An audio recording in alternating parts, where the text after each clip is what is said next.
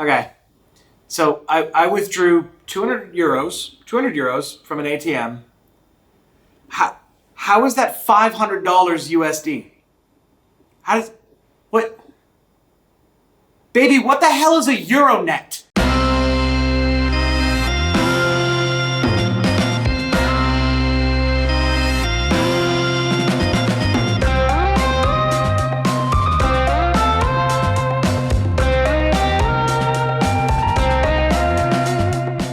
So we've been in Lisbon for a month now and we have made just so many mistakes. This video is to help you guys avoid some of the mistakes we've made in Lisbon.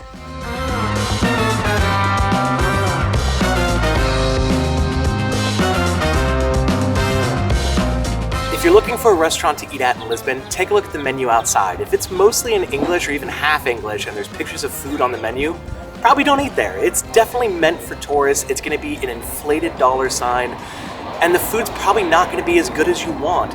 Look for menus that are almost entirely in Portuguese. Look for menus where your entrees are 10 euros to 15 euros. Anything more than that, it's either really high end, if that's what you want, or it's meant for the tourists. But yeah, avoid the places with all English signage.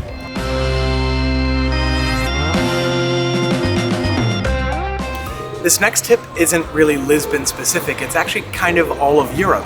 You're gonna find ATMs all over the place, Euronet being a big brand, and anytime you take out money, they're gonna ask you if you want the ATM to convert it.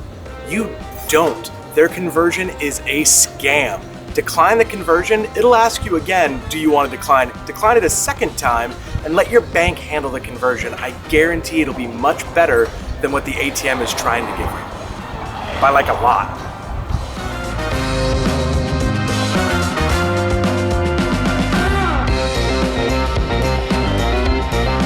Behind me is the Elevador de Santa Justa, and it is a beautiful lift created in the same style as the Eiffel Tower in Paris. There's a viewing platform up top that looks across the city. It's legitimately rad.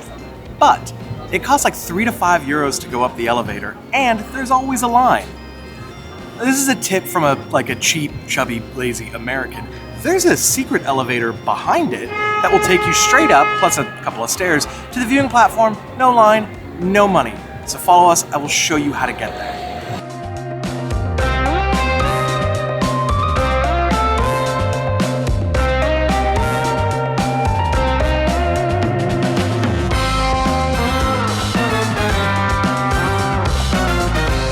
Oh my god, Lisbon has stairs.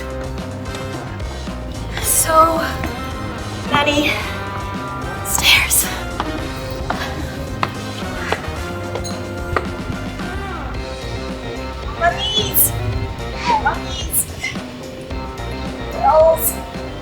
So Lisbon has a lot of hills and a lot of stairs, and all the sidewalks are made out of limestones, which get really slippery when it rains. So if you're coming to visit, bring your flats, bring your running shoes, leave the heels at home, you will never be using them.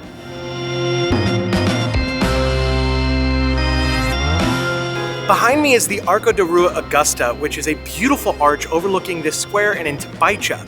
But you can actually get up to the top where all those statues are for an amazing view of the river, the commercial square, and the rest of Baixa. It's about 3 euros and it's a bit of a hidden entrance, but if you go through the arch and then make a right, you'll see a little sign that says 3 euros and a door. You pay, you go up some very steep stairs, and you end up with a beautiful view of the square.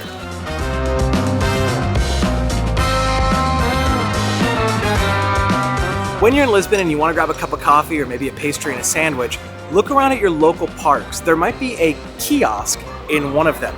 These are great little places to grab a beer, grab a coffee, get something to drink.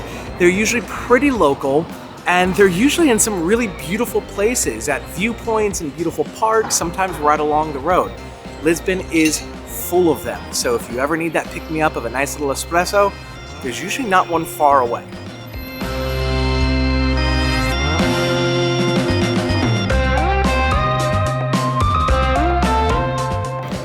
Lisbon's restaurants and cafes all have bathrooms for their patrons to use, but if you have to use a public bathroom, there is a charge, usually about 50 cents or so, but it's very easy and they're all spotless as well. If you're in Lisbon and you're looking for something like a supermarket, you're probably not going to really find it. But if you need anything, fruit, food, soup, alcohol, toilet paper, shampoo, whatever you can think of, most likely one of your local mercados has it. Some of them only take cash, some of them take cards, some of them are very tiny, some of them are very big. But if you're looking to find something, check your local mercados. Best place for it.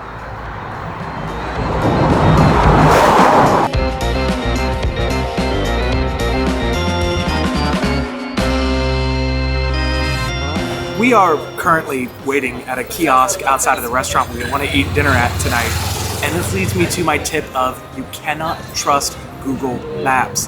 Google Maps will tell you that a restaurant is open all day. They're not.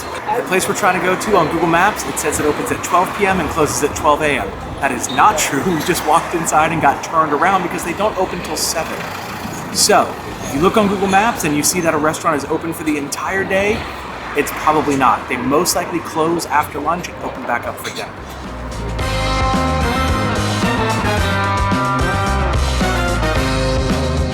So this last tip is about transportation. Lisbon has an excellent metro system. They've got streetcars, they've got buses, the subway runs pretty often. But if you're trying to get from point A to point B in the city and you've got a group larger than just one person, you might want to look at just grabbing an Uber. The cost of an Uber is extremely cheap in the city. We've done 5-minute drives that were 2 euros. We've done 20-minute drives that were 6 euros. Whereas every single ride per person on the metro is at least going to be €1.50. So if you don't want to go up the stairs and you don't want to go up and down the hills and you're trying to get to where you're going, go ahead and call yourself an Uber. Definitely one of the best ways to get around the city other than walking.